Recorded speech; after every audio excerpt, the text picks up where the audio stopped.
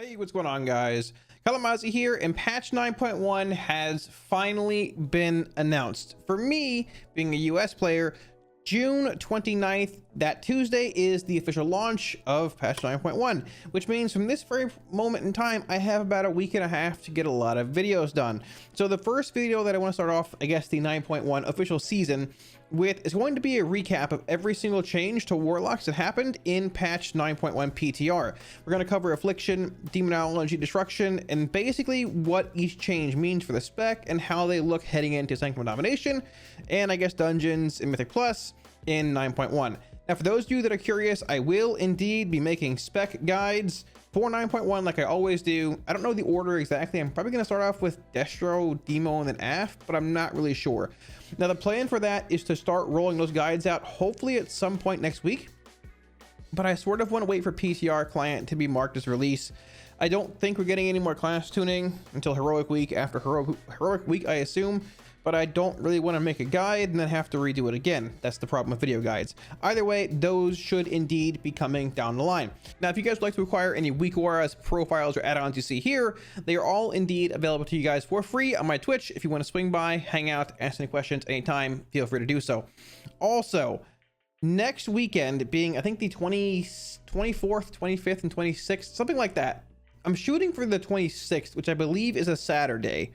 There's going to be a large announcement on stream and on YouTube. It's something that I've been working on for a while now. I wanted to roll out for actual 9.0, but we really didn't have the time. And with 9.1 taking 8 months, we were able to mostly finish everything here. It's going to be a lot of work this coming week, but assuming everything goes according to plan, that should indeed be the case. Also, want to give a huge shout out to my patrons. Thank you all so much for support.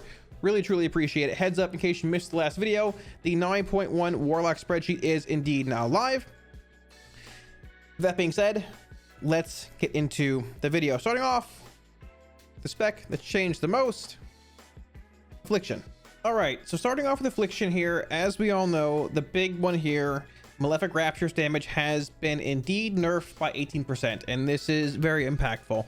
Affliction's gone from being what you probably call like a single target powerhouse, the second to third best single target spec in the game in 9.0, 9.0.5, to being less than average, I would say, for 9.1. Now, in addition to that, though, they buffed agony damage by 20% and also increased corruption's damage by 15%. Now, this does not mean that they buffed the corruption application damage effect. One of the changes for Shadowlands, the corruption deals impact damage, or I guess damage whenever you cast it on a target. It causes 424 on the tooltip here, and then more damage. So they buffed the actual dot damage. That's the relevant part here. The actual application damage is pretty minuscule, but the 20% agony buff means, well, a couple things. Number one, I guess in conjunction with corruption, that Affliction has a much better council, I guess, multi-target based damage profile, as long as those targets are going to live long enough. Previously, there's about a 300 DPS difference between Writhe and Agony and Siphon Life in single target. Now, from what I've seen in Sims, it's sitting around 120 or so, still favoring Siphon Life, just based around how Affliction works, with Rapture doing damage based on your dots and just being probably stronger on its own. But Writhe pulls ahead of Siphon Life by a substantial bit from what I've seen in 3 target Sims, and in 4 target, it's ahead by a very substantial bit. So the actual agony buff means that Writhe and Agony also gains value. The big thing here is that you need to have your Agony active for a while, because it might start at 4 stacks, but it needs to hit 18 stacks instead of 10, compared to regular Agony, and then be able to get its damage out, be able to tick at 18 stacks and be refreshed to 18 stacks, and then really just get that Agony damage rolling to an extreme amount. The 20% buff to Agony helps that. The corruption buff also helps, because AC also increases corruption damage by 15%, so it sort of stacks a bit there. Both AC and Writhe have gained value in 2, 3+ target settings. Siphon is still your de facto go-to choice in single target, and not as relevant when it comes to Mythic Plus, because previously you've seen people play the pure single target build this season. 1, because of Prideful, 2, Tyrannical and just priority damage, but also you've seen Siphon played even on Fortified weeks, and that's because Rapture was a huge part of your damage profile. But that's not the case anymore, because Rapture's been nerfed, and that means like having Siphon after that 3rd dot application, not as relevant on Trash. Previously, you put them up and try and get huge Raptors in. That is also not as big of a thing, though, because Seed of Corruption damage has been increased by 25%. Now, this is obviously baseline Seed, but Seed, So seed. Sow the seeds. Now, I'm not saying we're totally going back to the days where Legion seed spam was relevant, but seed spam is, I guess it's relevant. Our single target damage is lacking because of the Rapture nerfs, the Siphon life change, all that stuff happening. But Sow the Seeds gives Affliction Warlock one of, if not the best, probably sustained AoE profile in the game. When you have CDs, your damage is incredibly strong on trash packs, especially when playing the Night Pit legendary Decaying Soul Satchel, which will, you know, that's just, it's the best Covenant legendary. Spoilers ahead, we'll talk about that in the guides. But your damage is incredibly strong when it comes to 3-4 target packs with Dark Soul, with Dark Glare, with CDs basically every single minute, and your satchel just rolling. Pop it here, hit your Dark Glare, and you just go and spam seed. And you can do this profile every 2 minutes. Even one seed there. Nice game. You can do this profile minus Dark Soul and Dark Glare every single minute because of Decaying Soul Satchel. And even outside of CDs, the damage you can put out with seed in the first place is just incredibly strong even on its own. It's one of, if not the most consistent damage profiles in the game, and a lot of that, I mean, basically all of that comes from the 25% Seed of Corruption damage buff.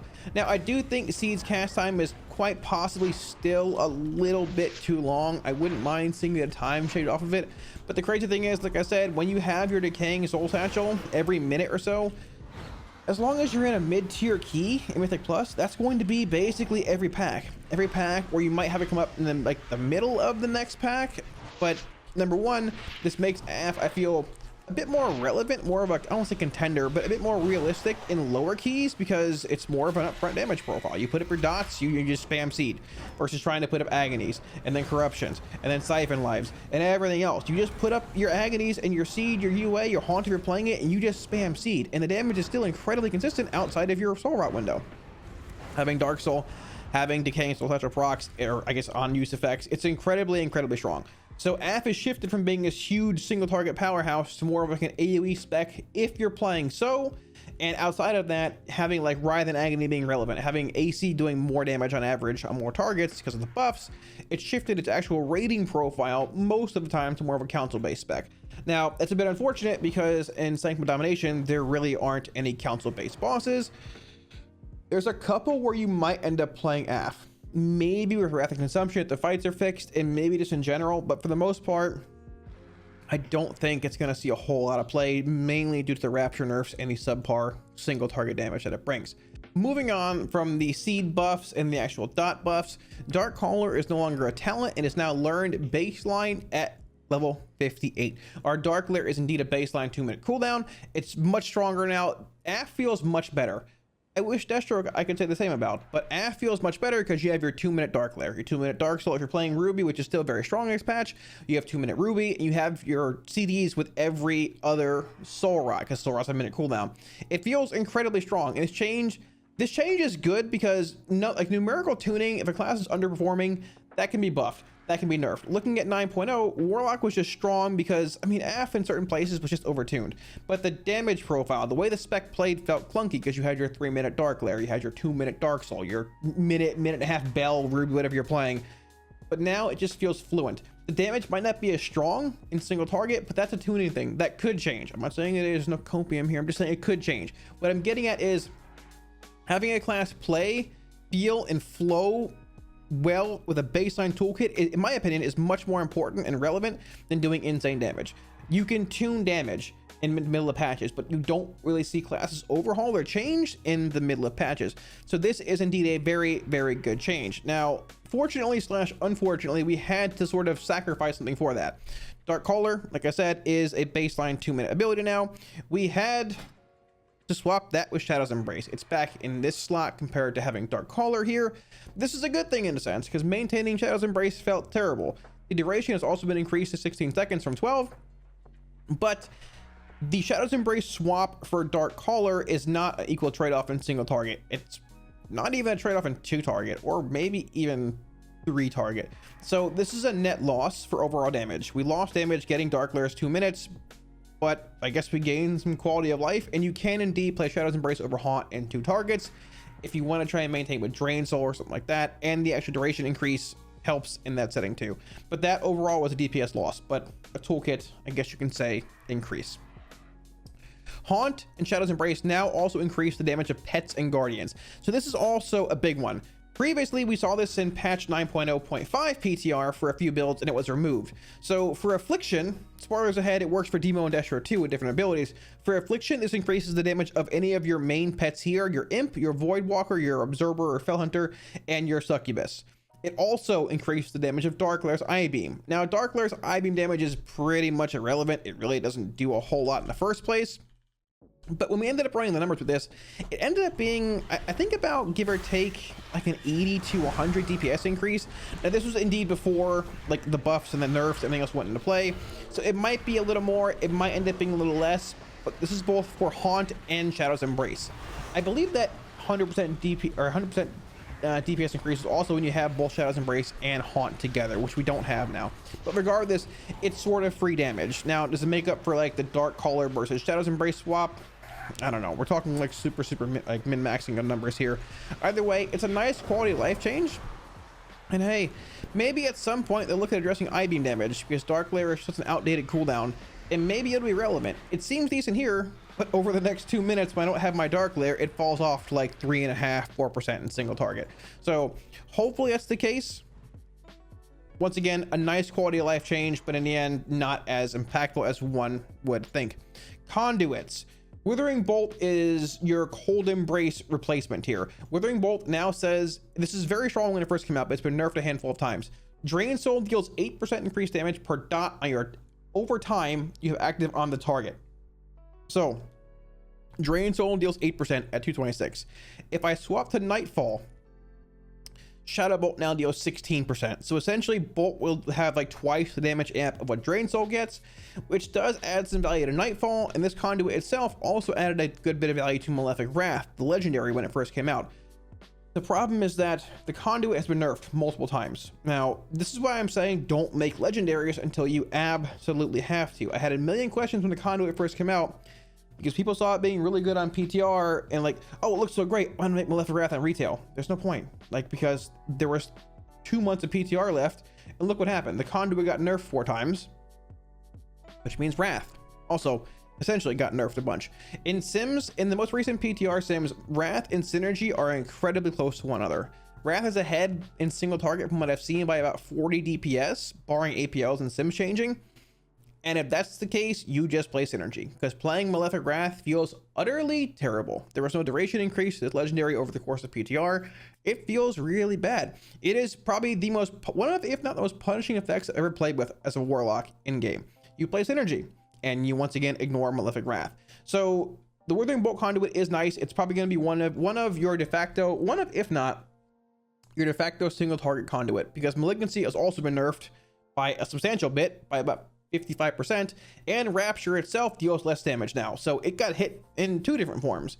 Previously, Malignancy's been like your Ashen Remains and your Born of Blood. You set it and forget it, just this is your conduit you play everywhere, but I'm not totally sure what's going to be the case for AF. It might end up shifting a bit to Withering Bolt, but either way, I expect the single target build of AF to be like Malignancy, Withering Bolt, and most likely Soul Eater, because when I ran Sims comparing these two, Soul Eater is within like 30 DPS of Malignancy, and this is much better in 2, 3, 4 target compared to Malignancy. So there is indeed that.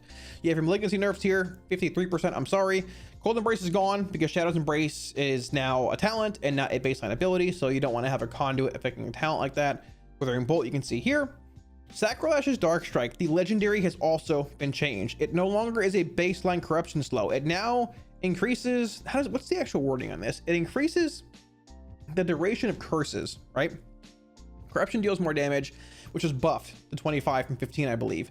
And each time it deals damage, any of your curses active on the target are extended by 1.6 seconds. So, okay, you have tongues, you have weakness, you have exhaustion, and you have, I think, one other in PvP too. Either way, maybe you don't. I don't even know at this point who PvPs has AF lock at this point. Either way, you can still slow somebody with Curse of Exhaustion and then have Corruption active on them. But the thing is, you have to apply Curse of Exhaustion. It's not just here's Corruption and you're slowed. So if you apply Curse and then Corruption afterwards, it's basically a permanent slow effect unless the Corruption gets removed or you don't refresh it. Because keep in mind, playing ACM Plus does not make it permanent. It's a 24-second dot. So there is a bit of that. In the end, like, listen, hey, I enjoyed playing Corruption Slow a bit too for the 2 days that I played it in arenas and stuff. But either way, it was a huge pain and probably ended up needing to be nerfed. So there's that. The overall damage increase here is a bit relevant. Looking back to when this was a thing before in Legion, this was played at times on 2 target fights, but you really didn't start seeing that 2-3 plus targets. You really didn't start seeing that until you had double legendaries. Now, unfortunately, those aren't coming out in 9.1. I have no reason, no clue as to why, but either way, that's the gist of the AF changes. Much better at council-based fights. Unfortunately, there really aren't any in Sanctum of Domination. Insane single target or AoE profile with the Seed of Corruption buff, and so the seeds. Good dot damage, but unfortunately, this single target damage has indeed taken a pretty substantial hit. But hey, 2-minute Dark Glare feels pretty good. The actual spec feels better to play. It's just in single targets, you're not going to do a whole lot of damage. Still a very, very good contender for 4 to 5 weeks in Mythic Plus. And on Tyrannical, Demo and Destro might be a better option, but the haste multiplicative stacking of Decaying Soul Satchel also makes AF not as bad as it seems with Dark Soul and DSS being active, even in single target. Moving on to Demonology, there actually aren't a whole lot of changes to Demo, and that's probably a good thing because Demo is pretty good in single target, and that's that. Now, I do think that Demonology probably could use some changes, a bit of an overhaul to a certain extent, but I'm actually really excited about 9.1 and Sanctum of Domination because it seems like Demonology is just going to be good on its own, not due to some weird gimmicky bug or a buff that they had no idea how to tune or this and that. It's just good on its own in single target. Yes, the stamina scaling is still there, but that's just something I don't talk about because nobody believes me. So with that being said, the one change to Demonology from the shadows now also increases your pet's shadow flame damage. Now, this might not really seem like that big of a deal because you think, well, you have the Felguard. The Felguard doesn't really do a whole lot in single target, or in it doesn't do shadow flame damage, so not that big of a deal. What kind of shadow flame damage does Demonology have as a whole? You have Hand of Gul'dan splash damage. This is from the player. You have Hand of Gul'dan splash damage. You have implosion damage, and you have Demon Bolt. This is from the shadows itself. So the interesting thing here is that your Tyrant actually casts Demon Fire, and Demon Fire is considered Shadow Flame damage. So previously, playing a build like this with Dreadlash, Calling from the Shadows, and whatever you ended up playing here, you would send your dogs into attack and they will put up the actual FTS buff. Now, if you had a reproc off the Carnivorous Stalker's Conduit, which is right here, it gives them a chance to Dreadbite again. You have 2 dogs, so it's essentially a higher chance than it seems. You would get a reproc or a reapplication of From the Shadows, and when you play Dreadlash, it would AoE that effect. Now, your Tyrant does not AoE Demon Fire. It's a single target based ability, but the problem with this build, whether you're playing Soul Conduit or Grimoire Felguard, is that it lacked a lot of single target damage because you're not playing Vile Fiend, and most often people weren't playing Grimoire. I think it's still a little better. People think it is, but either way, people are playing a build like this, like with FTS, with Soul Conduit, and all you put into every Tyrant is like a set of dogs and some imps. Like, you don't have your Vile Fiend, you don't have GFG, and both these pets count for a tremendous amount of health that your Tyrant siphons, and also their extensions are real, and they do damage on their own. You know, like a Vile Fiend is going to do infinitely more damage than a Soul Strike, having Soul Strike baseline. That's a disaster in itself. We're not even going to talk about that ability. It's terrible.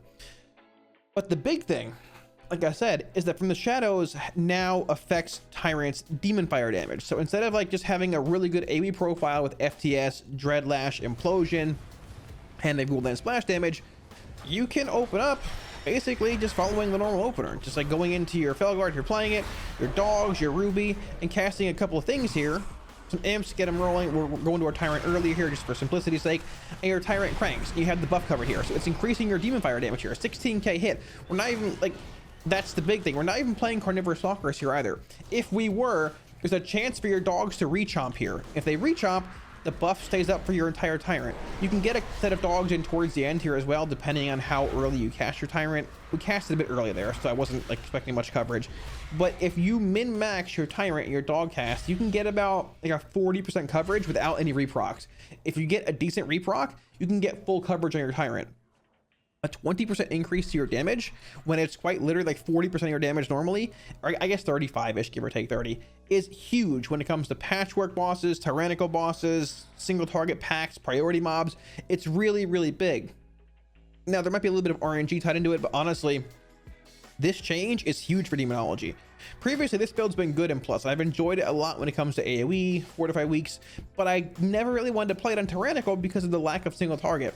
Well, that is no longer a thing. Playing Carnivorous Stalkers, getting a higher eye level, higher haste levels, more haste, more Carnivorous Stalkers chances to reproc, higher FTS uptime. This build has gained a lot of ground in single target. It's it's within a few hundred DPS of this build in pure single target from what I've seen in Sims. And on the high end, when you get the really good RNG reprocs, it's actually better than this build in single target. Now, albeit it doesn't happen very often, but either way, this build is shifted from being like a pretty good single target, like a mediocre single target build in Plus, but a really good AoE build to being really good in AoE and pretty decent in single target.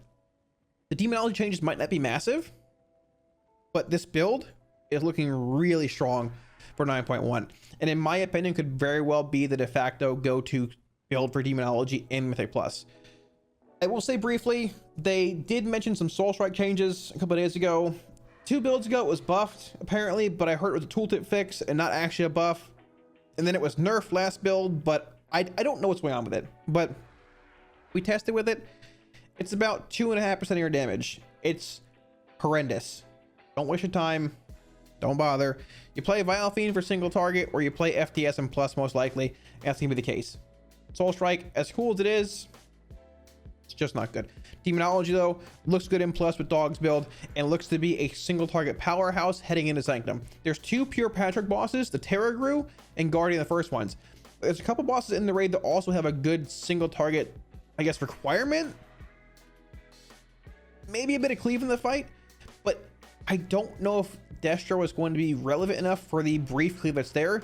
You might end up playing Demo, and Demo is pretty good when it comes to single target in 9.1. Destruction. The best for last. I guess it depends how you feel about Destro. Either way. So the big thing here, only 3 changes. But the big thing, number 1, Chaos Bolt damage increased by 10%. So Bolt has been buffed, I think, 2 times before this. And Destro also received a 5% aura buff. And 9.0, I think later on, maybe in 9.0.5. Either way, Destro has been buffed substantially from where it was initially when Castle Nathria went live. Now, we've been in Nathria for like 7 months, give or take. Destro's been buffed substantially. When it first went live, there were a handful of fights Destro might have seen play on. Huntsman Altamore being a permanent 2-target fight. Yeah. Lady Unnerva Darkbane, quite possibly if it was in its current form. You can make a bit of a case for Council of Blood, Dance Boss. Not really SLG, I don't think so. Denathrius, no. But it was not good when Nathria went live. However, if it was in this form, and Nathria was going live, you know, this coming week, you would see Destro play it on Huntsman Altamore. You'd see it played on Unnerva, and you might even see it played on Council of Blood, depending on how the ads spawn. Destro's relevancy and damage has been increased substantially. I think it is personally the best spec going into Sanctum of Domination. You might play Demo on a few, maybe Aff on 1, maybe 2, I don't know, maybe we'll see. But Destro's relevancy is real. It's big, and a lot of it is behind the 3 or 4 buffs that it's gotten, because a 10% buff might not seem like a lot, but when it happens 3 times and you get an aura buff, things are actually, you know, Destro is relevant. And Destro brings one of, if not the best 2-target profiles in the game. Being able to just havoc 2 targets, drop your Infernal, do whatever, hold your Dark Soul for an important point in time, pop a Ruby, and just go crazy, go into your havoc and just crank. Destro is very, very good. And the fact that you have a legendary like Cinders of Azek here, giving you 3 conflict rates, giving you reduced CD on your conflict rate, which means a higher Roaring Blaze uptime, Destro was incredibly strong. When Destro, Demo, and Aff are all at their best in a raid setting, Destruction is the best, if that makes sense to you. The fights where Destro is relevant and good on prog are hands down the fights where you want Warlock the most in a progression setting, barring like Aff or Demo being incredibly overtuned or it's something weird going on with the spec. Destro brings a lot to fights. Snap on demand burst damage, respectable single target damage, and albeit it wasn't incredibly consistent in BFA with Supremacy and your Infernal, but having Roaring Blaze gives you a lot of consistency. Once again, you can have arguably a permanent uptime on this if you're playing Cinders, 3 conflict rates, reduced cast time or recharge time on conflict rate itself. It's almost a permanent Roaring Blaze uptime. And unlike Madness, which is very good in a like a permanent 2-target fight, Cinders is also good in Havoc windows because that 3rd conflict rate, reduced charge times, more backdraft, more hasted chaos bolts, you can hasted bolts, hasted incinerates, whatever, what have you. Madness is exceptional on permanent 2-target fights. On a fight like the 9 in Sanctum, phase 1, your damage is great because you've got 2 targets, you've got 3 targets, you even have 4 at a certain point in time. But when you hit phase 2, which is 2/3 of the fight, you have 1 target. Guess what's nowhere near as good? Madness. Guess what's arguably almost better? Cinders. Cinders is great in single target, it's great in 2-target. It's not a legendary it's gonna get nerfed, I don't feel. It's not like incredibly flashy and does crazy things. It's just good. It takes Destro from being a clunky sort of slow spec to being just super synergistic, really strong and good in a progression setting. Cinders is great. Destro was good next tier, and a lot of that is because of the buffs and, well, the relevancy of Cinders. Number 2, Eradication now also increases the damage of pets and guardians, similar to FTS for Demo, similar to Haunt and or Shadow's Embrace for AF. It does. Now, this is also a bit more relevant for Destro than it is AF. Demo is still pretty relevant. Eradication is a 10% damage increase. This increases the damage of your main pet here, obviously, but it also increases Infernal damage. And your Infernal is a lot more damage for Destro than Dark Lair does for AF. Dark Lair is garbage. Infernal is not. Now, playing a build like this without Reign of Chaos and not playing Infernal Brand the Conduit, you're not going to get as much relevancy out of the Eradication talent if you end up playing it. Because you're playing Infernal Brand, and if you're playing Reign of Chaos, more Infernals. They're all affected by the ability. They're all affected by Eradication's damage increase. Their melee damage, their Immolation Aura damage, even their Infernal Awakening damage, I believe, is increased by Eradication. But playing a build like this, it's a bit more consistent. Either way, if Eradication does indeed end up being the play on a handful of fights this tier, it's simming about 70 to 80 DPS higher from what I've seen over Flashover, but Flashover is just more convenient and not as annoying to maintain, easier to maintain, I guess you can say. Sims are one thing, but Sims are a great tool, but they don't always translate over the best to real in-game play. Either way, if Eradication does end up being the play this tier, it's a solid change. Destro should get a decent bit out of the pets being affected by it. Change to Eradication. Final thing here, Shadowburn. Damage increased by 23%. And the big thing, now refreshes a charge if the target dies within 5 seconds. Awkward wording there, but Shadowburn is looking very good for 9.1 on a handful of fights. Honestly, on a lot of fights, you're playing Destro the 9, Sylvanas, KT, not even just for like the actual add shard sniping effects. Now, KT is still buggy, so ads don't die, so you don't get the reset here. Hopefully it's fixed, but either way, it's not just the shard sniping. Shadowburn is a spell that Destro can cast in the move. What do you have besides that? Rain of Fire and Conflict Rate, but you're not casting Rain of Fire on the move in a patchwork fight unless you're capped on shards in a Rain of Chaos window. Like you're just not doing it. But what can you cast in the move? Shadowburn. You can even cast it twice if you have 2 shards. And the cool thing about Shadowburn is that it's not just something you're going to cast on the move or in, you know, execute range. If you're going into a Havoc window, for example, I know I'm going to shard cap here. We'll just, you know, as an example, we'll be gen some shards here. If you're in a Havoc window, dude, we've all been there when you want to get that last bolt in and you see the window ticking down. So let's go into our Havoc here or Conflict Rate. We're going to cap. You want to dump that last bolt. You're going bolt, Conflict Rate, like bolt, and you're running out of time. Can I get one more bolt in? I don't know. What can I do? I can Shadowburn twice instead. And in execute, it hits about the same as a bolt. You can dump those last 2 shards faster than a bolt, squeezing in more conflict rates, more incinerates, and once again, being able to be casting the move. If you've got a target like a boss and ads are spawning, like let's say this is KT and you have like tank ad spawning, dude, have your immolate rolling, just throw a Havoc up, launch a bolt over here if you have shards for it, and then like if it's gonna die, all right, don't launch the final bolt, shard snipe it. Hit it with a Shadowburn. It'll still replicate on this target. You get your shard back, you can do it again. Like Shadowburn shard sniping is a thing with Havoc. Like it's not as good as it was back in the day, but it's still there. I think Shadowburn being around also raises the skill cap and the skill ceiling of Destro a good bit, while also giving you more utility. And rating, even in plus. We've played it a lot and it's pretty good. And pound for pound, even in like pure single target, it's relatively close to just casting a Chaos Bolt because of the shard, like the actual raw value you get per shard spent versus Chaos Bolt's cast time, shard consumption, all of that. And hey, if you're playing a Reign of Chaos, technically it does indeed consume a shard too, trying to squeeze something in. You don't have to go Reign of Fire in single target anymore trying to squeeze an Infernal out. Just Shadow Burn, and there's that. So it's not being discussed because this change, as much I feel as it should be, because this change was made towards the end of PTR and testing was mostly over at this point. We had like Sylvanas and that was it, I think, maybe 3 mythic bosses. But if you saw another cycle of testing, you'd be hearing a lot more about Shadowburn, I think. Shadowburn looks really good heading in the 9.1. Destro looks good progression spec wise heading in the 9.1. I think we're in a pretty good spot. Oh, and by the way, Dark Pact was buffed a crazy amount too. Dark Pact is ridiculous now. It does a lot. Let's Pact. I got 48k health. Pop Dark Pact to 33k shield. Dark Pact's insane. Been insane for a while and criminally underplayed. They keep buffing it. It's really good and on a 1 minute cooldown. If you're on a fight, you don't need Burning Rush. Dark Pact's looking good. Destro's good. Dark Pact's good. Overall, I think Warlock looks good next tier, both in plus and especially in Sanctum of Domination.